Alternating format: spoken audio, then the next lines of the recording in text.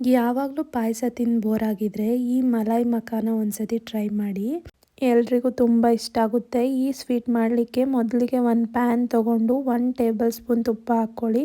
ತುಪ್ಪ ಕರಗಿ ಬಿಸಿ ಆದಮೇಲೆ ಒಂದು 10ರಿಂದ 15 ಬಾದಾಮಿ ಸೇರಿಸ್ಕೊಂಡು ಚೆನ್ನಾಗಿ ಫ್ರೈ ಮಾಡ್ಕೊಳ್ಳಿ. ಸ್ವಲ್ಪ ಬ್ರೌನಿಷ್ ಕಲರ್ ಆಗೋವರೆಗೂ ಚೆನ್ನಾಗಿ ಫ್ರೈ ಮಾಡಿಕೊಂಡು ಒಂದು ಪ್ಲೇಟ್ಗೆ ಅದನ್ನು ಎತ್ತಿಟ್ಕೊಳ್ಳಿ.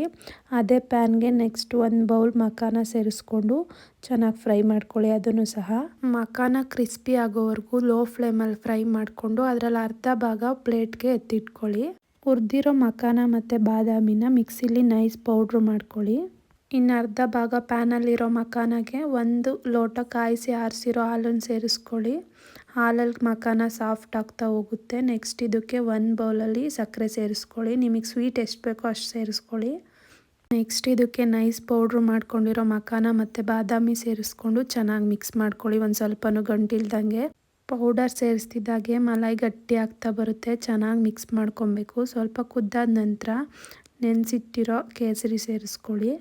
ಸಿಂಪಲ್ ಆ್ಯಂಡ್ ಈಸಿಯಾಗಿ ರೆಡಿ ಆಗೋಗುತ್ತೆ ಮಲಾಯಿ ಮಖಾನ. ಮನೇಲಿ ಒಂದ್ಸತಿ ಟ್ರೈ ಮಾಡಿ ನೋಡಿ. ಫ್ರಿಡ್ಜಲ್ಲಿಟ್ಟು ಸ್ವಲ್ಪ ಕೋಲ್ಡ್ ಆದಮೇಲೆ ತಿಂದರೆ ಇನ್ನೂ ತುಂಬ ಚೆನ್ನಾಗಿರುತ್ತೆ ಈ ಮಲಾಯಿ ಮಖಾನ. ಲಾಸ್ಟಲ್ಲಿ ಒಂದು ಸ್ವಲ್ಪ ಡ್ರೈ ಫ್ರೂಟ್ಸ್ ಆ್ಯಡ್ ಮಾಡ್ಕೊಳ್ಳಿ ಇದಕ್ಕೆ. ಈ ವಿಡಿಯೋ ಇಷ್ಟ ಆಗಿದ್ದಲ್ಲಿ ನಮ್ಮ ಚಾನಲ್ಗೆ ಲೈಕ್ ಆ್ಯಂಡ್ ಸಬ್ಸ್ಕ್ರೈಬ್ ಮಾಡಿ. ಹಾಗೆ ಪಕ್ಕದಲ್ಲಿರೋ ಬೆಲ್ ಐಕಾನ್ ಕ್ಲಿಕ್ ಮಾಡಿ. Thank you for watching. Bye.